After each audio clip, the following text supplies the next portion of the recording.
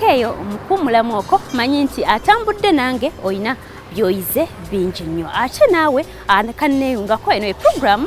akezimbira. Tulina omwami Haruna nga tuli eno najjeera. Haruna atulaga enzigi ennungi ezikozesebwa era nga za byuma. Gwe omwavu wandyekutte luggi ki? Ate naawe alina ku ssente eziwerako era nawe wandikozesezza luggi ki? Katwongereyo ate era atulage enzigi endala ez'enjawulo ku ziri ze tuva okulaba.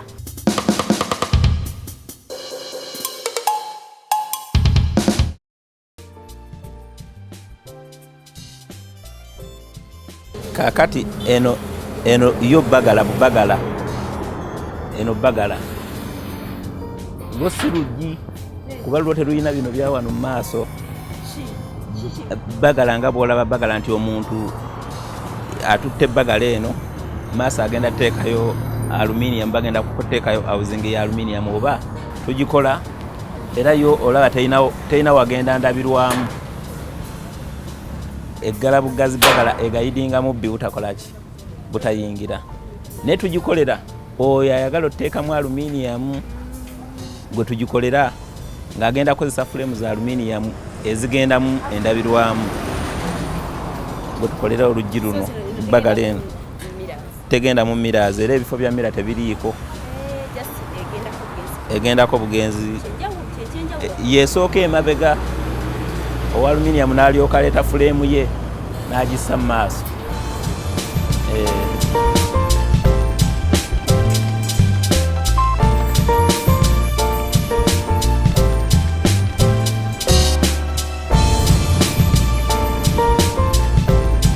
Kakati luno lwe luggi lwembadde njogerako wali eri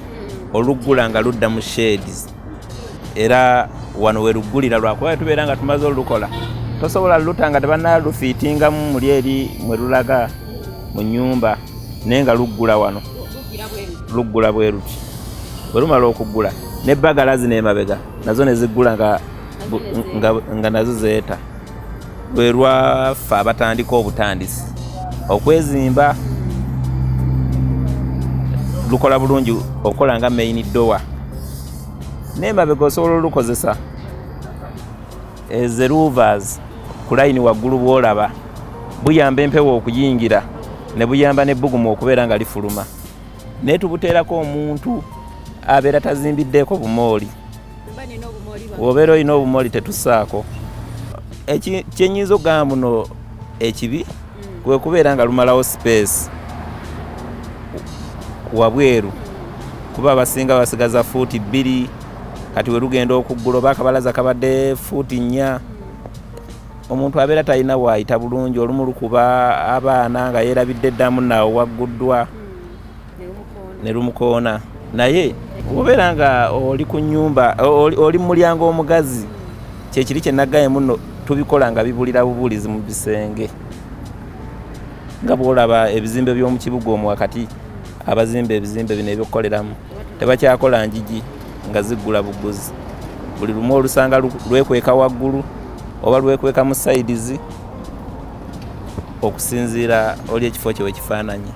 era tulukola mu mitwalo 35 tutetenkanya okusinziira gwe wobeeroze wabula oyinza okwongeramu n'ogamba nti kaakati nze design eno sigisiimye oba material simusiimye ne tukwongeramu era akatonotono okusinziira material oyo gwobeera oyagadde okukozesa.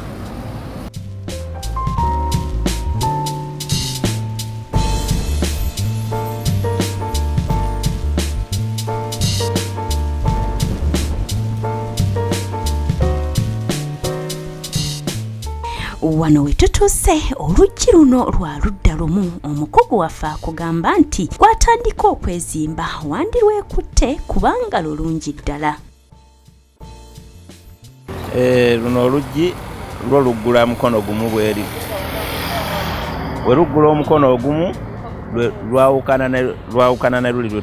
lwembadde mbalagako abalabi bange lwo tulukola nga bagala eri wabweru era ndowooza bagala yo giraba yeeno bagala eri gye nagambye eziyiza omubbi okola ki oba ekintu kyonna okubeera nga kyasendabirwamu endabirwamu yo twalukolanga endabirwamu egenda mabega edda mabega bagala nedda wabweru tukendeeza kukubeera nga omuntu asobola okubeera n'abaana n'abeera nga abatiisa nti wenna avaawo oba wenna akola oluggi lw'endabirwamu abaana bagenda zanyira mu ndabirwamu bajaase ate nga sirina sente zigenda ggula ndabirwamu oba obudde kati wano tewali waayisa mukono tewali waayisa mupiira kusobola kumenya ki ndabirwamu eyo twasalawo tulukolere abantu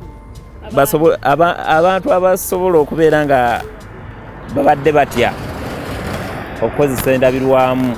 mu nnyumba zaabwe netugaa katuyiyeeyo kano nga endabirwamu eri munda oluggi luno tuyina era ezitandikira mu 35,000 ne luyingira ne lugenda mu 45,000 oluggi tusobola olukola nga lugazi luno nga lusinga nga lwenkanana ziri zenakulaze ezo mu maaso zi main door era nga luli mu format eno kuba ndowooza n'ebizimbe obiyitako mu kibuga ng'olaba bbagala eno eri wabweru ng'endabirwamu eyo kati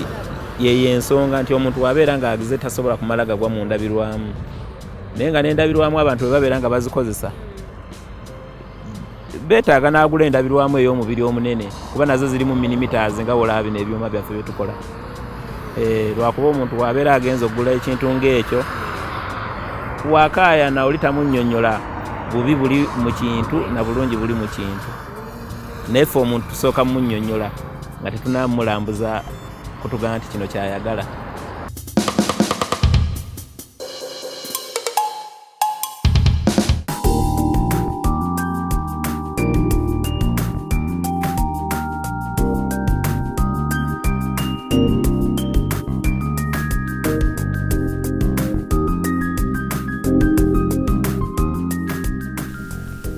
olwaleero abalabira wa pulogulaamu yaffe akezimbira olwaleero twagala tutunuulira ekintu kye bayita compound na biki ebisaanidde okubeera mu compound oba lwaki tubiteekamu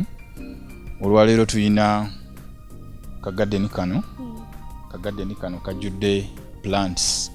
sinza ziteema mitendera naye nga zonna baziyita cactus plants lwaki cactus plants naziteeka wano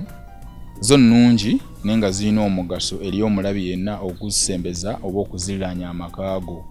nti bw'oba oziriraanyiza amakaago tezitera kubeeramu ensowera abasinga kye batamanyi ate n'ekirala nti ziziyiza omuntu obutataaganya embeera y'ewaka nti ajja kuyita wonna waayagala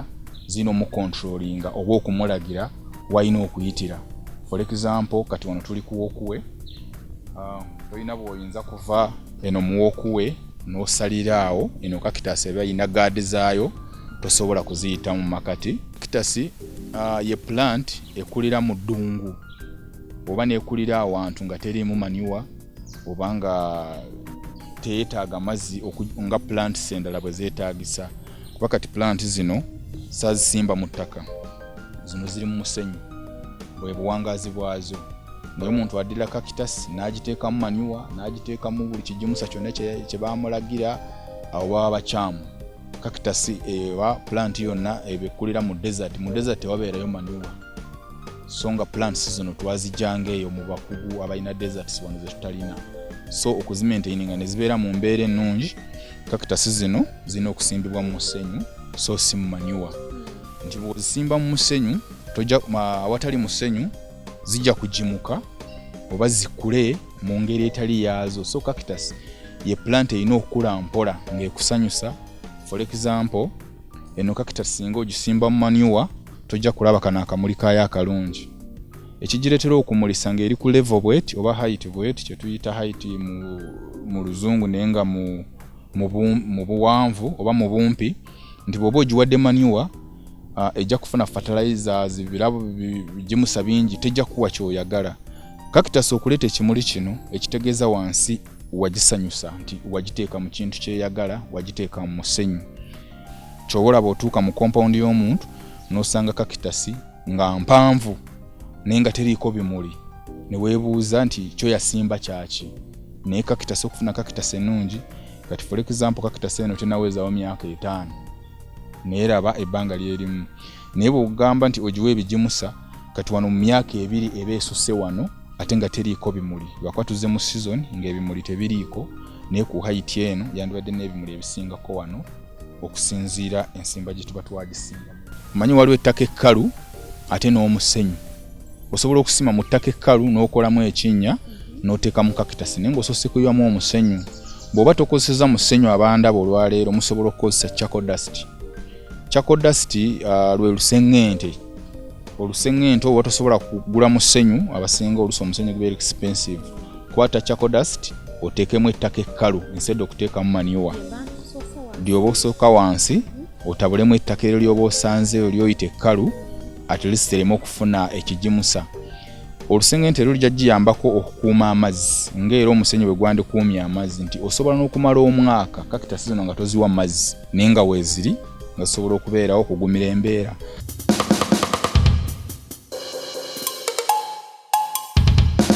Weebale nnyo gwe atambudde nange teweerabira nti eno ye program Akezimbira mwe tulabira ebintu ebyenjawulo. Jjukira tukyalina bingi ebyokuyiga kubanga bingi nnyo ebyenjawulo bikyajja. Omwami uyu yagambye nti eby'omulembe babinoonyeza ku YouTube. Kati naawe weekwata Akezimbira osobola okuba ng'okyayiga bingi. Manyi nti bangi nnyo mutambudde nange mu programu eno. Mwebale kutambula nange era musigaleeko n'ebirala bikyajja, amawulire gakyajja na buli kimu kikyajja. Weekwate Bukedde TV, anti TV ya muntu wa bulijjo ejja kulaga bingi eby'omulembe. Sigadde nze Magi Ann atakumira mpeera akunkumire beera bulungi.